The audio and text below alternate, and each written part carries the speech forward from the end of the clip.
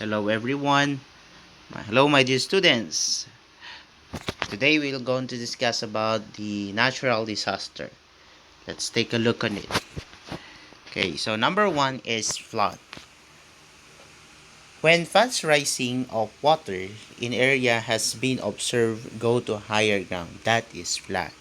It is the condition that occurs when water overflows that natural or artificial confines of a stream or body of water, or when runoff waters from heavy rainfall accumulates over low-lying areas. So the effects of floods can be local, impacting a neighborhood or community, or very large, affecting entire river basins and multiple cities and towns. So I think you are very familiar of floods already, and we experience a lot of flash floods already in our different places, in our respective places, particularly here in Cagayan.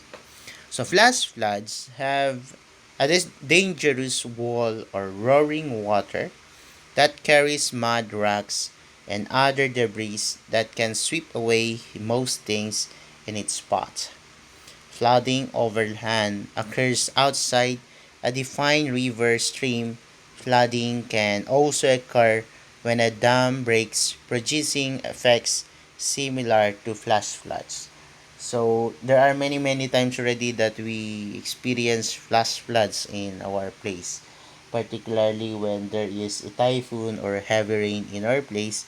So ang example po niyan ay yung dam. Pag nag-open yung dam dahil napuno na, dahil sobrang lakas ng ulan, mag-open yung dam. So dahil doon, mag-open sila, mag-uumapaw yung tubig sa ating ilog, at yung mga tubig doon ay pumupunta sa ating place, sa ating lugar. And so that would be the worst thing na mangyayari. Okay, so next is typhoon. Typhoon is always a monitor the weather bulletin to the local weather bureau and local government units. So there are many typhoons already na bumisita sa ating lugar, and it really destroys not only the properties but also the lives of the people. Maraming namatay at naghirap dahil sa mga typhoon. Okay? So I'll give you examples later on.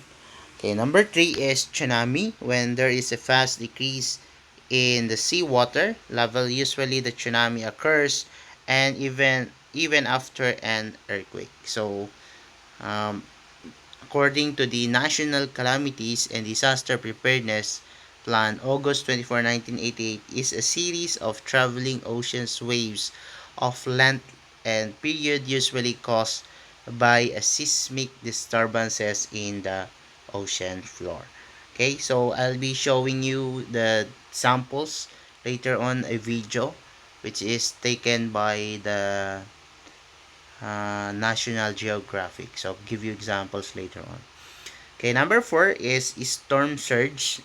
This pertains to the abnormal rise of water level along a shore as a result primarily of the winds and pressures associated with storm. So far naman hindi pa ako naka-encounter nito, but I saw this in movies and also in YouTube. So let's take a look on that. I'll give you an example later on. I will upload that into your LMS.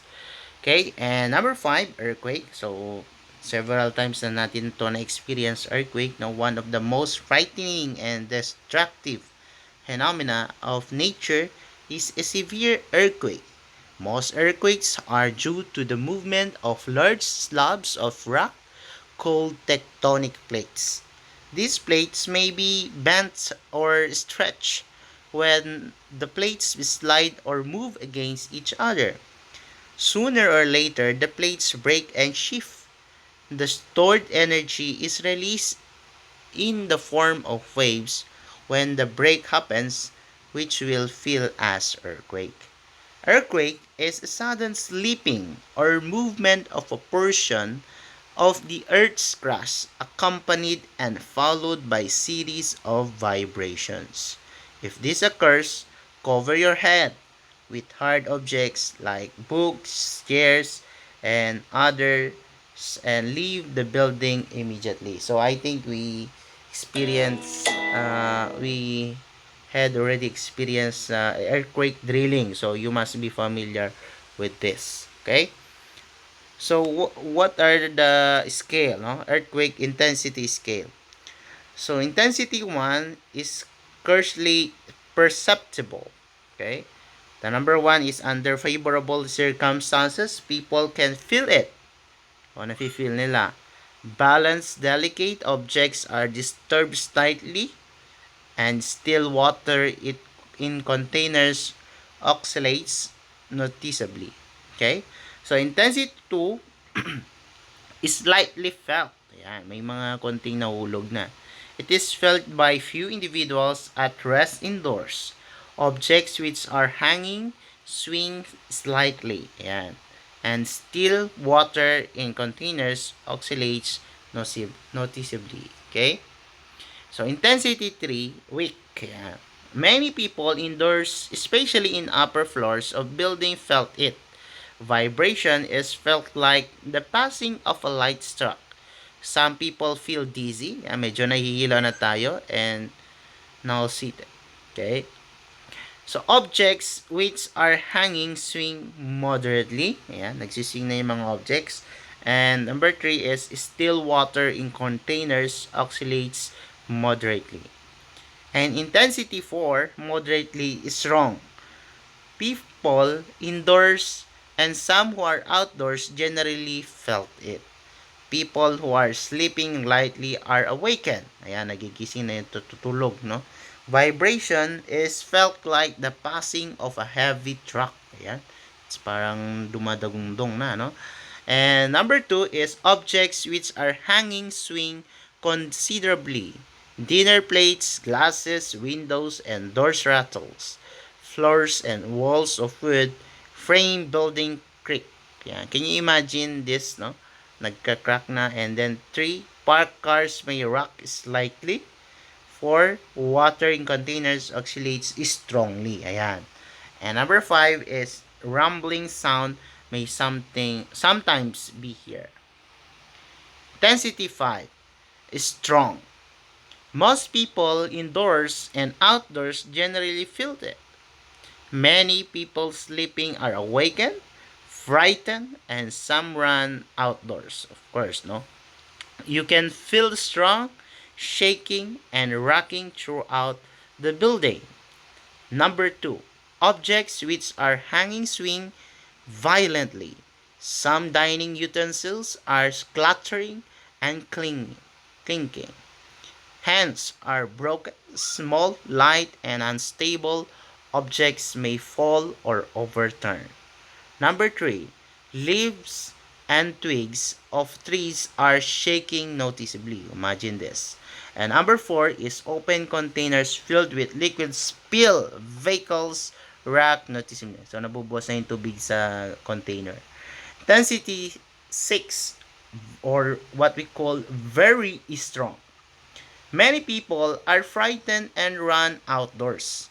Some may lose their balance. Motorists feel like driving with flat tires. Really. And number 2 is objects and furnitures which are heavy move or may be shifted. In hilly and mountains areas, few rocks and boulders roll, and you can see trees which are noticeably shaken. Nakakatakot na yun, no?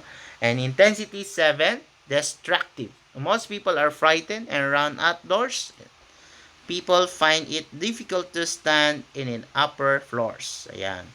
And objects and furniture which are heavy overturn or topple. You can observe limited liquefactions, lateral spreading, and landslides. Trees are shaken strongly. And intensity 8, very destructive. People panic and find it difficult to stand even outdoors. Many well-built builds are considerably damaged. There is displacement of tombstones, twisted or overturned. Man-made structures tilt or topple brought by liquefacions and lateral spreading. And intensity 9, it is devastating. So people are forcibly thrown to the ground. Yan, imagine yan, natatapon na tayo. All are frightened. Most buildings are totally damaged. Elevated structures and bridges are toppled or destroyed. Plenty of utility posts, towers, and monuments are tilted, toppled, or broken. Water and sewer pipes are bent, twisted, or broken. Can you imagine this, my dear students? No? Nakakatakot talaga siya. And intensity 10, completely devastating. Yan, sira na talaga. All man-made structures are practically, I should say, destroyed. There are massive landslides and liquefations, large-scale subsidence and uplifting of landforms, and many ground fissures can be observed.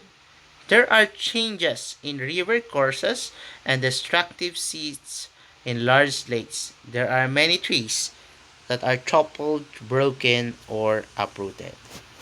So those are the intensity of the earthquake. Okay?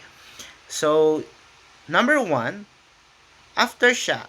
What is aftershock? There is an aftershock. It is an earthquake of similar or lesser intensity that follows the main earthquake. So may nagkaroon na ng earthquake, magkakaroon siya ng aftershock. Yun yung nakakatakot, no? So parang kagaya din niya, pero konti nga lang. So there is an aftershock. Number 2 is epicenter. The place of the Earth's surface directly above the point on the fault where the earthquake rupture began.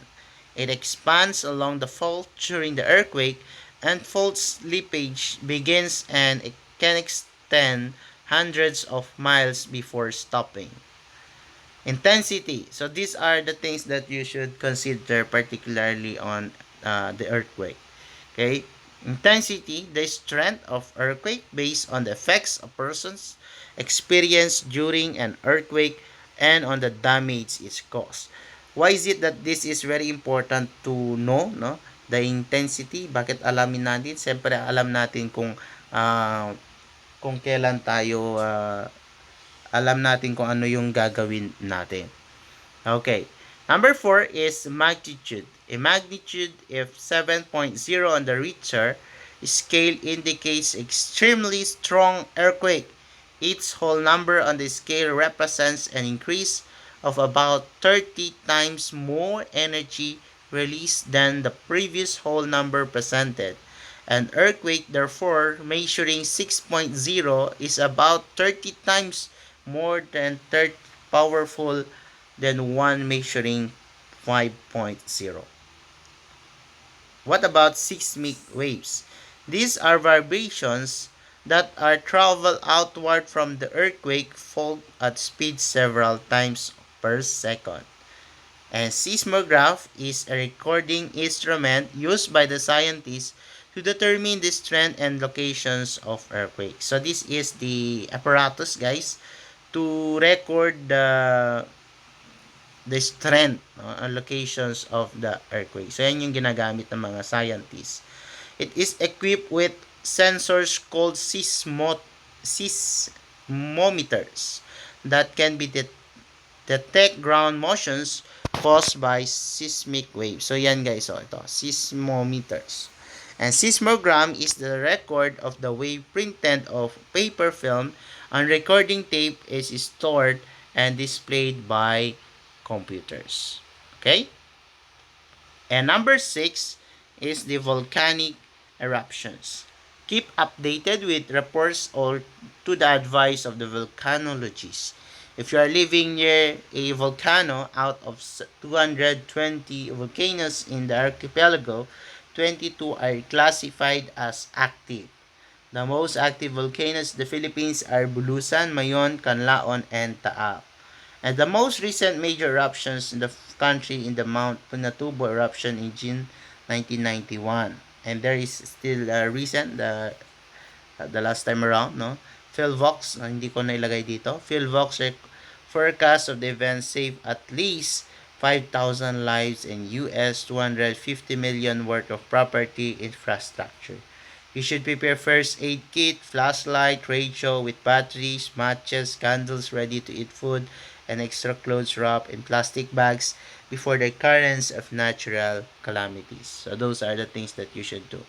Number 7 is the tropical cyclone, an intense weather disturbance such as typhoon and storm composed of a big whirling mass of wind and rain similar to whirlwind, tornado or waterspouts but having immense or wide dimension. Medyo mas malaki to.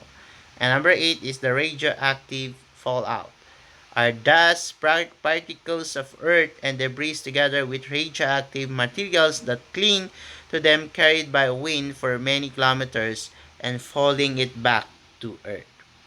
And number 9 is landslides, brought by movement of masses of rocks, dirt, dirt or debris down a slope. They are activated by earthquakes, volcanic eruptions, storms, fires, and human modifications of lands. So, we will continue later on the general effects of disaster. Thank you and God bless.